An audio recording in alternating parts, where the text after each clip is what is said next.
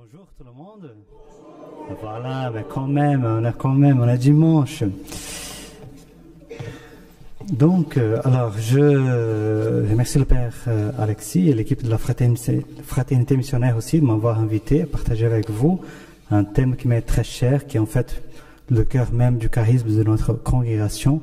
Je m'appelle donc frère Leandro, je suis brésilien.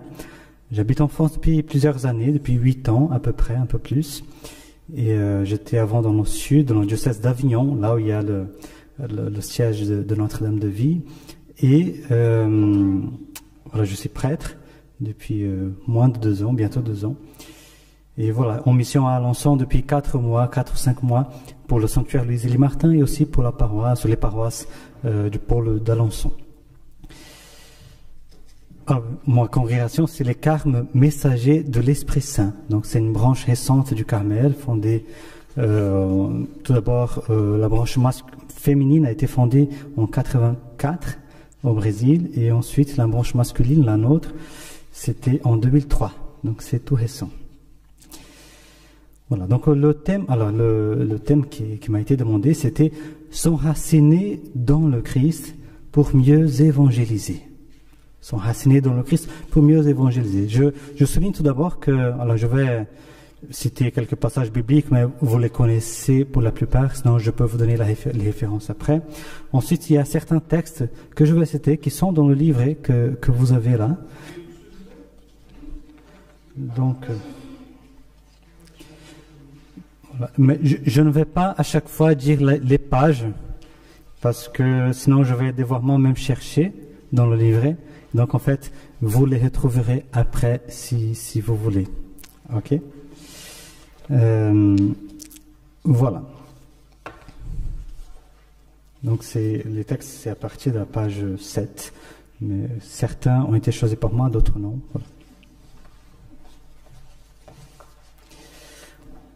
Voilà, nous pouvons commencer. Donc alors, s'enraciner dans le Christ pour mieux évangéliser. Alors, bonne nouvelle. Le Christ nous envoie en mission. Il nous dit, allez par toute la terre, allez par tout l'univers même, annoncer la bonne nouvelle. Moi, le Père m'a envoyé, je vous envoie, je veux que vous preniez votre part aussi de ma mission d'apporter la bonne nouvelle dans ce monde. Je suis venu pour sauver les hommes et je compte sur vous pour que ce salut atteigne de plus en plus de monde, pour que les gens me connaissent. Oui, le Christ, il veut être connu des hommes. Il veut être aimé des hommes. Il veut que les gens connaissent son amour pour eux.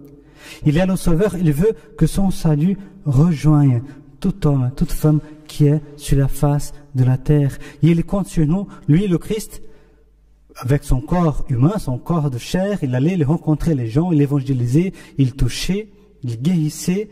Aujourd'hui, nous sommes le corps du Christ, en lien avec son corps physique, nous sommes le corps du Christ qui rejoint les gens, qui les atteint, qui parle, qui les touche, et par lesquels des fois aussi Dieu guérit. Donc, le Christ compte sur nous. Et du coup, on entend ça et on se motive, on dit, tiens, c'est génial, quel honneur. Le Christ compte sur moi pour évangéliser, pour proclamer la bonne nouvelle.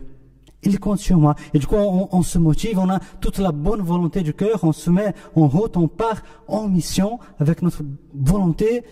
Et je vous pose la question, est-ce que ça suffit? Est-ce que la bonne volonté suffit? Est-ce que l'enthousiasme suffit? Et non. Parce que notre bonne volonté, qui est forte, au début, elle s'affaiblit avec le temps. Notre enthousiasme qui est là, qui nous motive, si on dépend de ça, si on est fondé sur ça, l'enthousiasme, il vient, il y va, il s'en va. Est-ce que c'est fondé sur ça, notre mission? Frères et sœurs, pour évangéliser, il ne suffit pas une bonne volonté. Et quand on part évangéliser, il ne suffit pas de parler du Christ. Il ne suffit pas de parler du Christ. Il faut porter le Christ dans le monde. Il faut que le Christ soit en nous. Il faut que là où nous allions, le Christ aille en nous et qu'il agisse en nous, avec nous. Il faut qu'il soit présent à nos côtés et quand nous sommes là dans la mission, dans l'évangélisation, il faut que le Christ lui-même évangélise en nous et à travers nous. C'est le Christ qui évangélise en nous, à travers nous. Le Christ, par son Esprit Saint aussi, qui est en nous. Le Christ, par son Esprit Saint, qui habite le cœur des personnes aussi que nous voulons rejoindre. C'est l'Esprit Saint qui travaille, qui fait la plus grande partie du travail. En fait, ça vient de l'Esprit Saint, la fécondité, l'efficacité, on va dire, de l'évangélisation. Donc, il faut être habité par le Christ pour partir en mission. Il faut être habité par le Christ. Il faut porter le Christ et il faut que le Christ nous porte aussi dans cette mission, dans cette évangélisation, pour que nous soyons fidèles à la mission et pour que la mission porte du fruit. Vous savez, notre mission, elle est celle du Christ. Dans l'évangile de Luc, chapitre 10, verset 1, il est dit comme ça, donc après cela, le Seigneur désigna 72 autres, après les 12, et les envoya 2 par 2 en avant de lui, dans toute ville et tout endroit où lui-même devait aller. Aller en toute ville ou tout endroit où lui-même devait aller. C'est-à-dire que c'est là où le Christ doit aller, c'est là où il veut aller qu'il nous envoie. C'est-à-dire que notre mission, elle est la mission du Christ lui-même.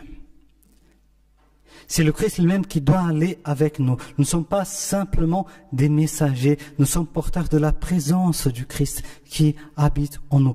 Là, il veut aller, il nous envoie.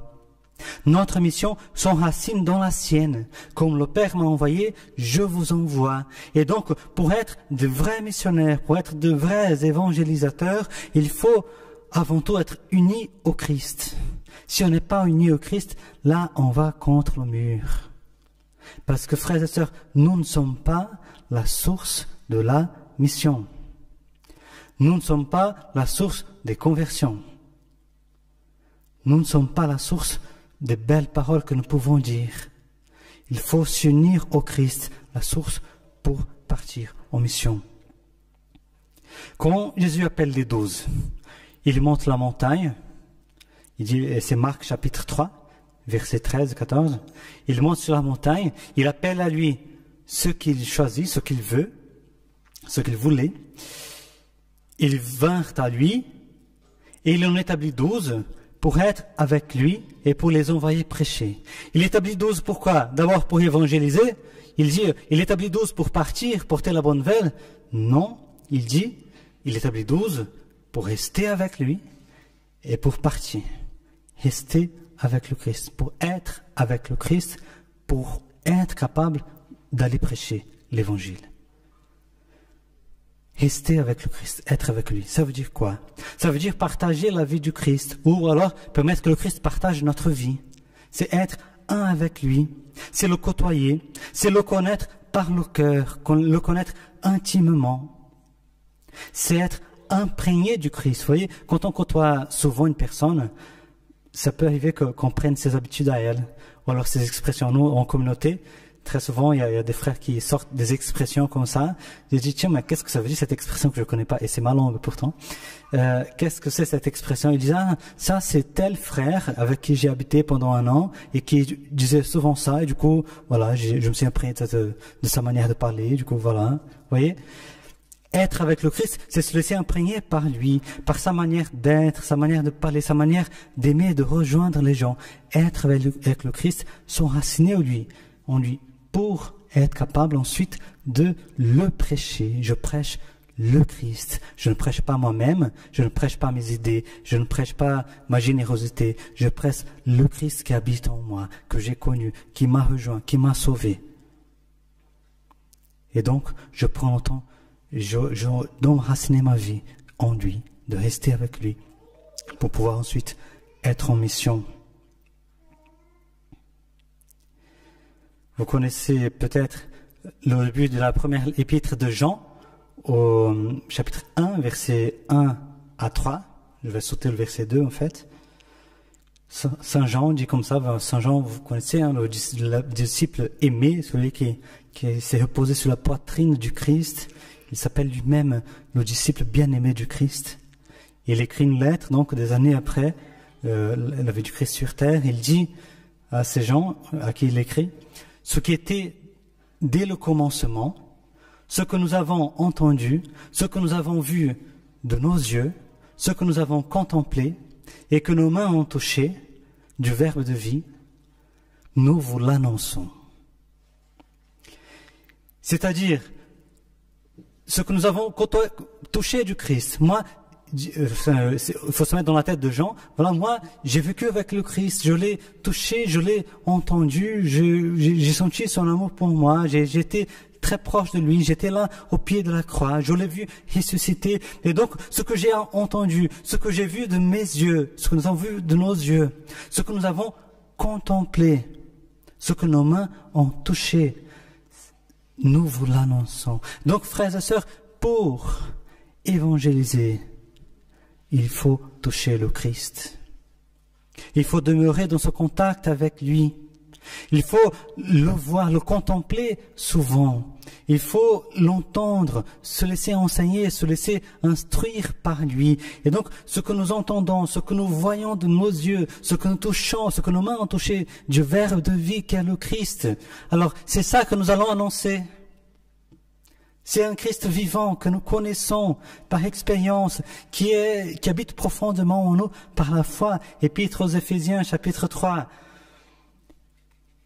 Je prie, je fléchis les genoux en présence du Père, qu'il daigne, selon la richesse de sa gloire, vous armer de puissance par son esprit, pour qu'il fortifie en vous l'homme intérieur, que le Christ habite en vos cœurs par la foi, et que vous soyez enracinés, fondés dans l'amour. Donc, que l'Esprit vous fortifie en vous l'homme intérieur, et que le Christ habite en vos cœurs par la foi, et que vous soyez enracinés, fondés dans l'amour. Le Christ qui habite en nous par la foi. Cette foi que nous exerçons sans cesse, surtout quand nous sommes dans la prière, quand nous rencontrons le Christ, quand nous le regardons, quand nous le contemplons selon ce que nous connaissons de lui par l'Évangile, cette révélation de Dieu lui-même. Je suis dans la foi, je le regarde dans la foi, je discute avec lui, donc je suis dans un acte d'adhésion totale de cœur et d'âme, avec mon intelligence, ma volonté, tout ce que je suis. J'adhère à ce Jésus-là devant qui je me tiens. Ça, je suis dans la foi. Et donc, par la foi, le Christ habite mon cœur, nous dit la parole de Dieu. Alors, je n'ai pas dit les versets 14 à 17. Éphésiens 3, 14 à 17. Donc, le Christ habite en moi par la foi. Et plus, donc, je m'approche de lui, je le touche par ce moyen d'union avec lui qui est la foi. Et donc, je m'unis à lui, il habite en moi, j'habite en lui. Et donc, là, je peux l'annoncer. Parce que je le touche, parce qu'il habite en moi, parce qu'il est avec moi, parce que je me laisse instruire, je me laisse convertir par lui, je me laisse exhorter par le Christ. Voilà, vous connaissez aussi l'évangile de Jean, chapitre 15, versets 4 et 5. « Demeurez en moi, comme moi en vous. De même que le sarment ne peut de lui-même porter du fruit s'il ne demeure pas sur la vigne, ainsi vous non plus, si vous ne demeurez pas en moi. Celui qui demeure en moi et moi en lui, celui-là porte beaucoup de fruits. » Et donc, frères et sœurs, on ne peut pas porter du fruit si nous ne demeurons pas en lui. Nous ne pouvons pas avoir trop de confiance en nous-mêmes, dans nos capacités, dans les connaissances que nous avons, si grandes soient-elles. Non, c'est pas ça qui va faire que les gens connaissent le Christ. Notre confiance est dans le Seigneur. La vigne véritable, la source de vie. Sans lui, nous ne pouvons rien faire. Il le dit, sans moi, vous ne pouvez rien faire. Et donc rien, ça veut dire rien. Au niveau de l'évangélisation, au niveau du salut. Sans moi, vous ne pouvez rien faire. Et donc, pour nous, donc, il importe, il est nécessaire, donc, de rester enraciné dans le Christ, de demeurer avec lui, auprès de lui, de rester en lui, habiter en lui pour qu'il habite aussi en nous, de vivre donc cette vie de prière profonde par la régularité, par la fidélité à la prière, aussi par le fait de le contact avec la parole de Dieu qui nous instruit, qui informe, qui forme notre esprit, notre cœur pour pouvoir annoncer. On va parler donc de ce dont notre cœur sera plein, c'est-à-dire la parole de Dieu, les sacrements, l'Eucharistie, la confession, tout ça nous relie au Christ, nous enracine en lui pour que nous puissions évangéliser. Sans ça, c'est perdu d'avance. Sans ça, frères et sœurs, on va s'épuiser parce qu'on va faire selon notre tête, on va faire selon nos idées, on va se donner, tiens, là je vais évangéliser, je prends une décision, je suis une personne déterminée et du coup je fais mes petits plans d'évangélisation et je vais, je m'épuise parce que je suis pas porté par le Christ et puis c'est pas efficace parce que ce n'est pas la mission du Christ, c'est ma mission à moi que je me suis donnée, c'est pas la mission du Christ. Et donc, c'est pas efficace. Et c'est pas ça ce dont les gens ont besoin. C'est pas de moi, c'est du Christ. Et donc, il faut pas se planter. Il est nécessaire de s'enraciner dans le Christ, surtout parce qu'en s'enracinant en lui, nous sommes portés par sa charité, par son amour, qui nous pousse, et aussi en même temps par sa sagesse, qui nous guide, qui nous oriente, qui nous conseille. Et donc, voilà, si d'un côté, il est nécessaire de s'enraciner dans le Christ pour évangéliser, d'un autre côté, quand on cherche le Christ dans une vie spirituelle, dans une vie d'oraison, dans une vie de prière, nécessairement, le Christ va nous impulsionner, si ça existe en français. Non, nous propulser, nous donner une impulsion, un élan, nous lancer, nous pousser. Voilà, vous avez compris. Voilà. Donc, voilà. Quand nous nous unissons à Dieu, parce que la vie de prière, c'est ça, c'est un chemin de connaissance de Dieu et d'amour de Dieu et de connaissance de son amour pour nous, dans lequel on peut toujours avancer, on peut toujours grandir, progresser dans une union de plus en plus profonde avec lui. On s'unit à Dieu par l'amour, par son amour pour nous et par l'amour qu'il met dans nos cœurs, et donc nous qui librement aussi l'aimons avec son amour divin, et l'amour, il a cette propriété d'unir les deux êtres qui s'aiment, n'est-ce pas? Quand un homme et une femme se marient, c'est bien parce qu'ils s'aiment. Donc l'amour il engendre l'union. Avec Dieu aussi, quand nous l'aimons, lui, il nous aime déjà, et quand nous répondons à son amour, l'amour tend à nous unir à lui.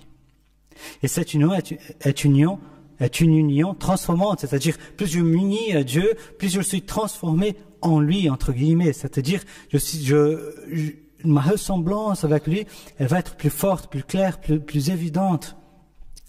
Ma capacité d'aimer, elle sera plus proche de celle de Dieu.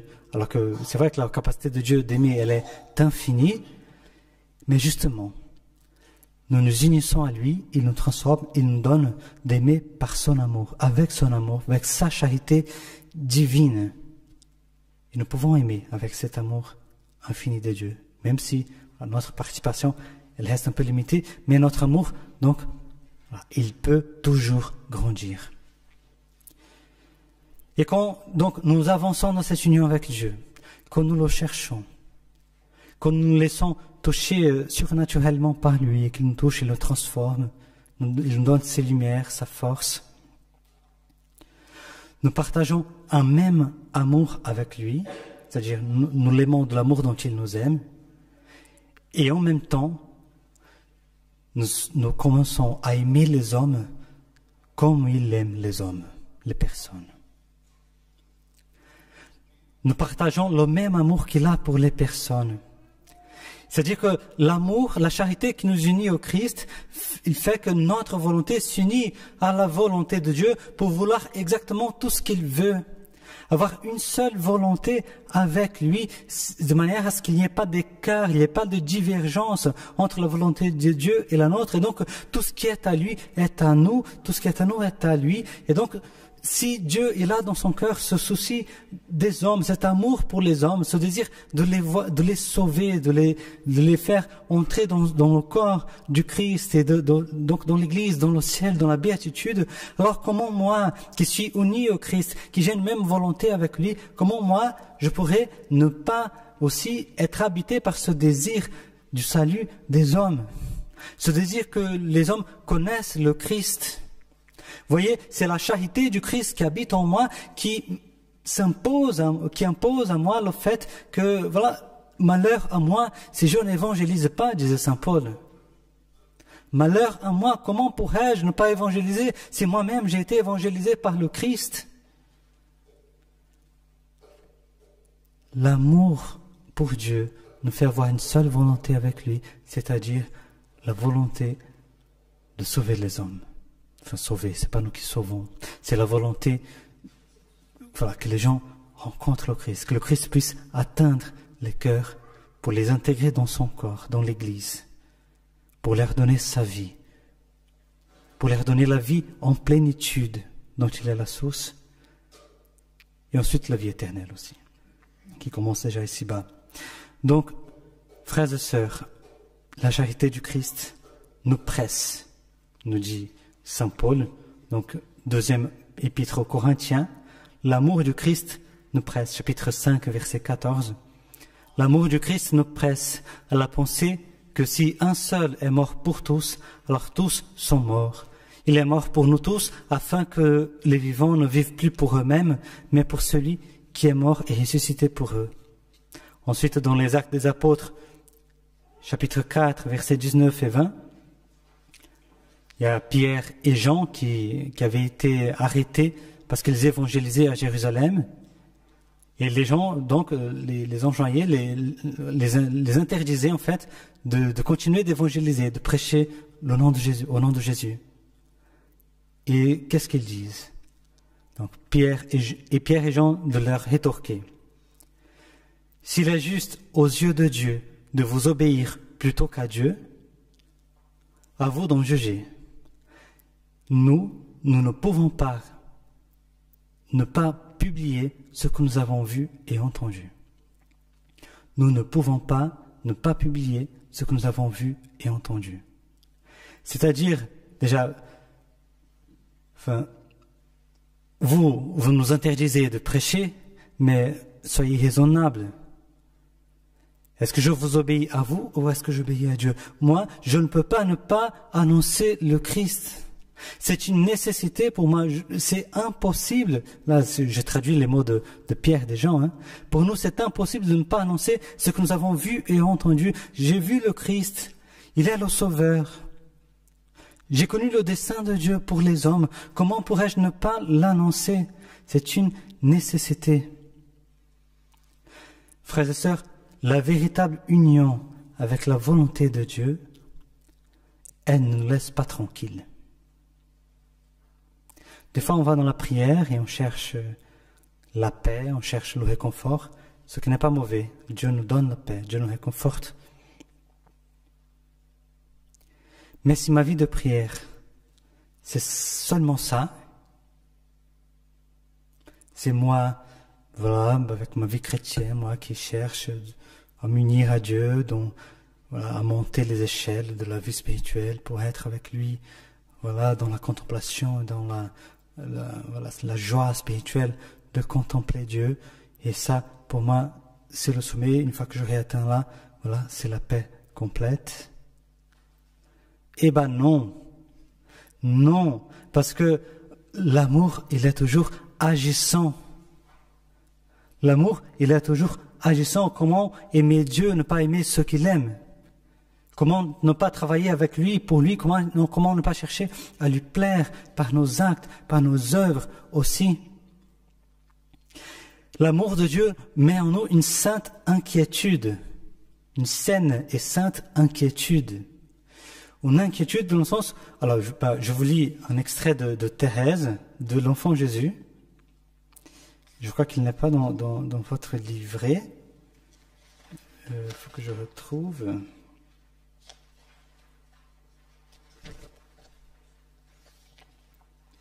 Voilà. C'est Thérèse de l'Enfant Jésus. C'est dans le cahier jaune, donc c'est ces derniers entretiens. Le cahier jaune 17, 7, je crois qu'il n'y a pas. Le cahier jaune 17, 7, ça veut dire 17 juillet. Elle dit, et ça même par rapport au ciel. Donc elle pense à la vie éternelle. Vous connaissez cette phrase très connue. Donc je passerai mon ciel à faire du bien sur la terre. Là, on peut comprendre un peu plus de cette phrase avec ce que je vais vous lire. Elle dit comme ça. Je ne veux pas me reposer tant qu'il y aura des âmes à sauver. Mais lorsque l'ange aura dit « le temps n'est plus », alors je me reposerai, je pourrai jouir, parce que le nombre des élus sera complet, et que tous seront entrés dans la joie et dans le repos. Mon cœur tressaille à cette pensée. Je ne veux pas me reposer tant qu'il y a des âmes à sauver. Même au ciel, cette Thérèse est incroyable, hein? Même au ciel, je ne veux pas me reposer tant qu'il y a des membres du Christ qui ne sont pas encore là, tant qu'il y a des gens, voilà, que le Christ appelle au salut, appelle à entrer dans son corps, appelle à entrer dans la famille de Dieu et appelle au salut définitif dans le ciel. Tant qu'il y a des gens qui ne sont pas encore là, je ne vais pas me reposer. Tant qu'il y a des âmes à sauver, nous dit Thérèse. Voilà, l'amour pour Dieu nous fait garder cette inquiétude pour les autres.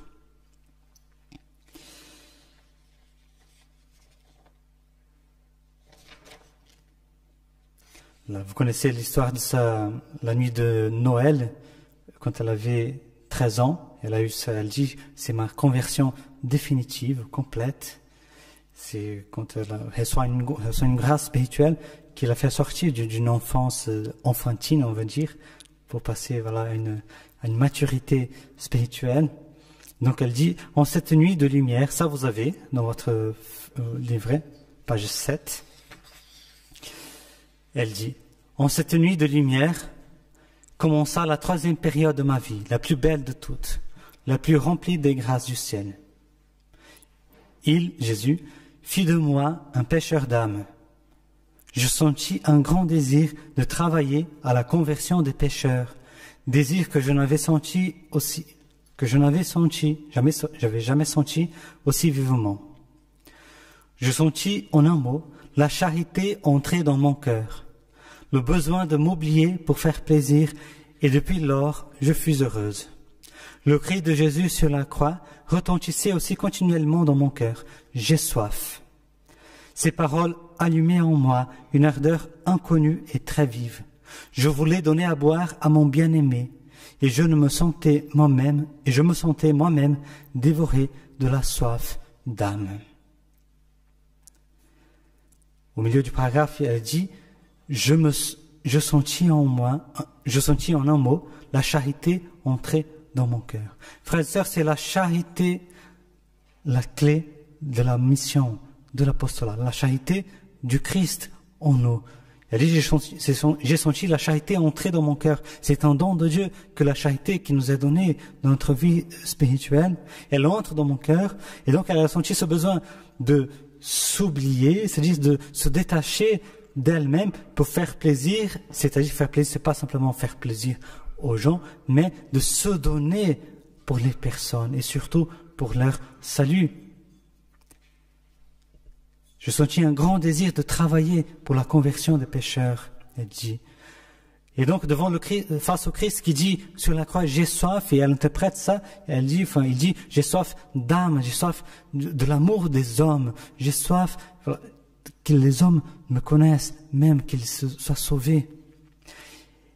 Et elle dit, je voulais donner à boire à mon bien-aimé, et je me sentais moi-même dévoré de la soif d'âme. Plus nous avançons dans l'union avec le Christ, plus la charité envahit notre cœur, plus nous sommes inquiets, nous sommes dévorés de la soif des âmes, la soif que les gens connaissent et aiment le Christ, que les gens connaissent l'amour du Christ pour eux. Voilà, Thérèse d'Avila, dans le livre des demeures, vous aurez ça aussi dans votre livret, elle dit, voilà, je connais des personnes, c'est dans les 7e demeures,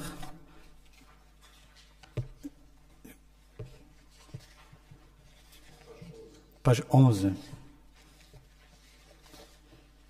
Elle dit comme ça, 7e demeure, paragraphe 8. Pardon, c'est la pensée sur l'amour de Dieu. 7, 8. Pour moi, voici que je découvre en certaines personnes. Plus elles sont avancées dans cette oraison et favorisées des joies de notre Seigneur, plus elles se dévouent aux nécessités du prochain et surtout à celles des âmes. Plus on avance dans l'oraison, plus on s'intéresse au bien des personnes, au service des autres. Aussi, pour en tirer une seule du péché mortel, elle donnerait, ce semble, 1000 vies, comme j'ai dit au commencement. Voilà. Ça, elle dit ça à plusieurs endroits de ses écrits, Sainte Thérèse, donner 1000 vies pour sauver une seule âme. Voyons là l'ardeur missionnaire qui habitait Thérèse d'Avila. Donc voilà, frères et sœurs, notre vie d'oraison, notre vie de prière, ce chemin d'union avec Dieu est un chemin qui nous pousse donc à aller, à partir, à évangéliser, parce que nous communions de la volonté de Dieu. Et d'où ça vient, si vous voyez, alors il y a une citation du Père Marie-Eugène que j'ai mise. Là, c'était combien de temps que j'avais? J'ai le temps? Bon, très bien. Alors, le Père Marie-Eugène, vous avez la citation à la page 11 aussi. Il va expliquer, là, il parle d'une certaine étape de la vie spirituelle, hein, c'est l'union de volonté avec Dieu, mais d'une certaine mesure, c'est déjà ce qui doit nous habiter. Ce qui doit déjà nous habiter. Il dit, je veux voir Dieu. Dieu a ordonné la charité dans l'âme, qui a atteint donc cette union de volonté avec lui. Cet amour ardent dépasse le Christ Jésus pour aller au Christ, communiqué et répandu dans ses membres. Cet amour ardent est inquiet parce qu'il n'a pas saisi encore distinctement son objet. Il ne sait pas où se poser, mais il souffre déjà beaucoup pour le Christ et pour ses membres. Il est déjà fécond sans le savoir. Le fait qu'on partage cet amour du Christ en nous, nous partageons avec cet amour du Christ pour les hommes, que cet amour soit en nous, cet amour ardent qui est un don de lui, un don gratuit qu'il donne quand nous le contemplons, quand il nous donne la grâce de la contemplation. Nous devenons féconds sans nous en apercevoir. C'est-à-dire que dans notre quotidien, dans nos actes, on n'arrive pas à voir les gens autrement qu'avec les yeux de Dieu. Et donc, nécessairement, on les aime. Nécessairement, on veut leur bien. Nécessairement, on fait tout pour leur sanctification, pour leur salut, pour leur bien. Dieu a ordonné la charité dans l'âme. Voilà. Ensuite, il continue, l'autre paragraphe. Ce zèle nouveau n'est plus en effet, comme on l'affirme parfois, un simple débordement du superflu qui laisserait l'âme à elle-même et à ses soucis de perfection personnelle. Qui laisserait l'âme, qui laisserait l'âme à elle-même et à ses soucis de perfection personnelle, ne lui permettant d'utiliser pour les autres que les forces inemployées. C'est un mouvement de fond et vital qui emporte toute l'âme et la livre tout entière à l'Église et à ses membres. Ce n'est pas un vase qui déborde, mais un bassin dont toutes les vannes sont ouvertes pour féconder le champ de l'Église. Voilà, vous voyez la finesse du Père Marie-Eugène, hein, du bienheureux Marie-Eugène. Des fois, on se dit comme ça, n'est-ce pas? On va se remplir de la grâce de Dieu pour que ça déborde et atteigne les autres. Ça, ce n'est pas faux, hein, mais là, il parle d'un don particulier. Ce n'est pas faux, on doit se remplir pour déborder, oui, chez les autres, mais Dieu, il est capable de donner un zèle encore plus grand que ça, quelque chose d'encore plus profond.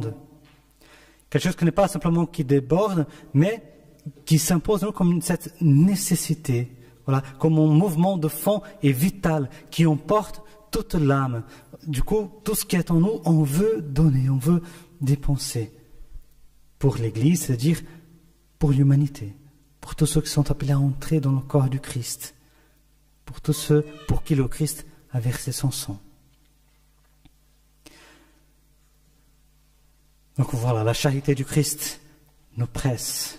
C'est ça, contempler, c'est entrer dans la fournaise de la présence de Dieu, cette fournaise brûlante, ardente, et être à partir d'elle propulsé vers nos frères et sœurs pour annoncer l'Évangile, et le monde en a besoin. Bien sûr, il faut le faire avec sagesse, il faut le faire non pas avec nos idées, il faut le faire selon ce que Dieu nous indique, selon la sagesse de Dieu. Dieu donne la charité, il donne la foi, il donne les dons de l'Esprit Saint qui nous guident dans notre apostolat, dans notre mission, pour faire l'apostolat, faire l'évangélisation comme Dieu le veut. Comme Dieu le veut. Et c'est ça qui sera fécond. Il y aura donc une très grande fécondité de l'apostolat de l'âme unie à Dieu. Très grande fécondité. Alors, Saint Jean de la Croix, qui insiste beaucoup sur ce besoin, là j'arrive vers la fin, Saint Jean de la Croix, il insiste beaucoup sur cette nécessité de la vie contemplative pour que l'action soit fructueuse, voilà, pour qu'en fait l'action elle doit partir de la contemplation au sens large et aussi au sens strict. Voilà, l'action elle part du contact avec Dieu. Et là donc j'ai mis un paragraphe où il reproche les gens qui sont trop activistes.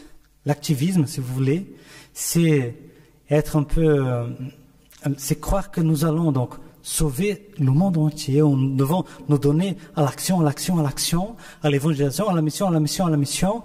Et on peut se dire, il y a tellement de monde à évangéliser, la prière c'est bien, mais enfin, on n'a pas autant de temps que ça. Il faut se consacrer à des choses plus, ce qui intéresse vraiment, comment on dit, faut aller au vif du sujet, quoi. Il faut évangéliser.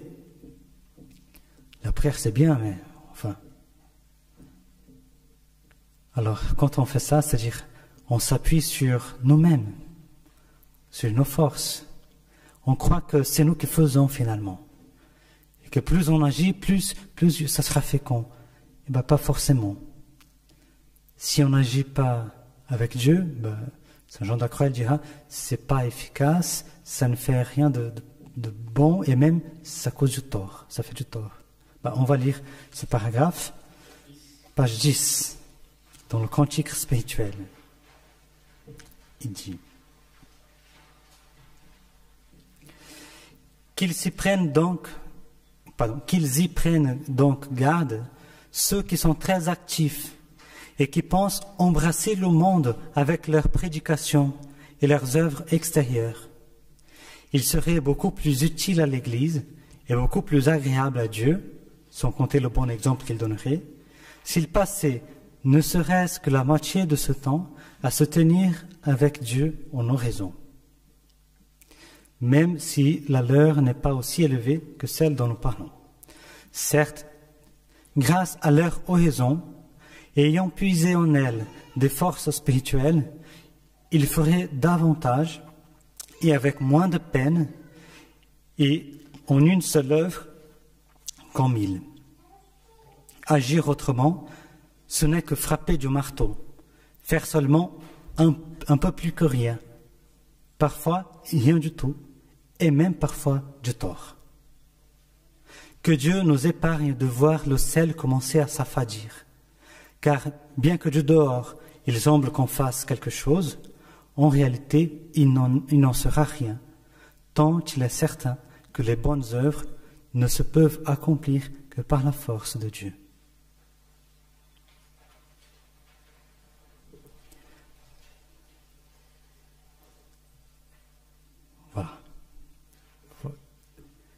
Grâce à l'oraison, en ayant puisé en elle les forces spirituelles, nous pouvons faire davantage et avec moins de peine. On se fatigue moins, on porte plus de fruits. Et en une seule œuvre, plus qu'en 1000 autres qu'on ferait par nous-mêmes.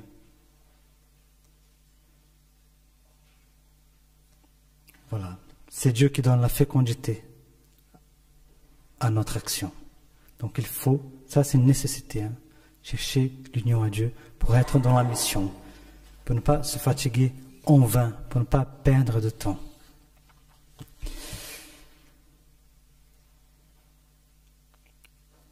Où est-ce que j'en suis? Je me retrouve. Voilà. Donc, habité par le Christ, le chrétien, il est donc soutenu surnaturellement dans sa mission, dans son désir de servir Dieu. Et il est éclairé aussi surnaturellement. Le Christ travaille avec le chrétien dans ses œuvres quand il est uni à lui. Ces actions, les actions du chrétien, quand elles sont unies et embrasées par Dieu, par le feu de l'Esprit Saint, elles sont pénétrées donc par l'action divine. Et donc, la personne elle-même produit, c'est les mots de Saint Jean de la Croix, produit des actes divins. Dire une parole divine et humaine en même temps, vous voyez. Faire un geste de charité divin et humain en même temps. Dans une pénétration d'humain et de divin grâce à l'union avec Dieu. Donc on a un agir divin qui lui est efficace, qui lui atteint le cœur des personnes, qui lui met les gens en contact avec le Christ, grâce à l'Esprit Saint qui agit. La personne qui est unie à Dieu, plus nous sommes unis à Dieu, à n'importe quel degré de cette union, plus nous sommes unis à Dieu, plus nous sommes conduits par l'Esprit de Dieu, plus l'Esprit Saint, il agit en nous par ses dons, dans une action plus directe dans notre cœur. Il nous éclaire, il nous donne des forces pour notre action. Et donc là, ça sera davantage fécond. Si vous prenez, donc il y a aussi une dernière citation que je fais du Père Marie-Eugène de l'Enfant Jésus, je crois qu'elle est là aussi. Page 11. Heureusement que j'ai le Père Alexis pour m'aider. Alors, page 11, dernier paragraphe. Grâce à la disponibilité parfaite de l'âme, l'Esprit Saint peut la conduire comme il veut et où il veut. Qu'elle prie ou qu'elle agisse, cette âme le fait sous la lumière et la motion de l'Esprit. Ces actes sont devenus divins au témoignage de Saint Jean de la Croix. Et ainsi, ils portent en eux l'efficacité que leur assure la puissance divine. D'ailleurs, cette emprise de Dieu a pour but d'utiliser l'âme pour la réalisation de son grand œuvre, de son grand œuvre qu'est l'Église. L'activité de l'âme sous la motion de l'Esprit Saint rejoint le dessein de Dieu et se revêt ainsi de la force souveraine que Dieu met dans la réalisation de ses décrets éternels. Voilà. L'âme travaillée par l'Esprit Saint, travaillée par Dieu, elle s'est laissée assouplie par l'Esprit Saint, elle est toute docilité à ce même esprit qui peut donc la conduire, se servir d'elle, elle est comme un instrument, voilà, ce n'est pas un instrument inerte, hein, ce n'est pas une chose que Dieu utilise, non, c'est un instrument libre qui adhère librement au dessein de Dieu, donc elle est docile et donc elle est utilisée par l'Esprit Saint pour réaliser ses œuvres. Et là, c'est vraiment l'œuvre de Dieu qu'elle réalise. Là, on parle aussi de l'état de l'union parfaite avec Dieu déjà. Hein. Mais là, donc, pour cette âme-là, il n'y a pas de distance entre cet agir de l'âme et l'agir de Dieu. C'est une seule chose, là. Et donc, c'est pleinement efficace. C'est efficace au plus haut point. Ce sont des actes divins, grâce à l'efficacité qui assure donc la puissance divine. Et voilà. Voilà. Donc, frères et sœurs, s'enraciner dans le Christ, nécessité pour pouvoir être en mission, plonger dans l'amour du Christ, être embrasé par sa charité, pour que cette charité nous transforme notre cœur, nous donne cette communion de volonté avec Dieu, qui nous pousse donc à évangéliser, à aimer comme Dieu aime, donc embrasé par cet amour divin, et cette fécondité inouïe de l'action de celle qui est unie à Dieu, qui est unie au Christ. Donc voilà, je pense vous avez les textes, vous avez de quoi approfondir aussi, et voilà, gardons ça dans notre cœur, ayons dans notre cœur cette soif de Dieu, de nous unir à lui, et partageons avec lui cette soif des âmes. Amen.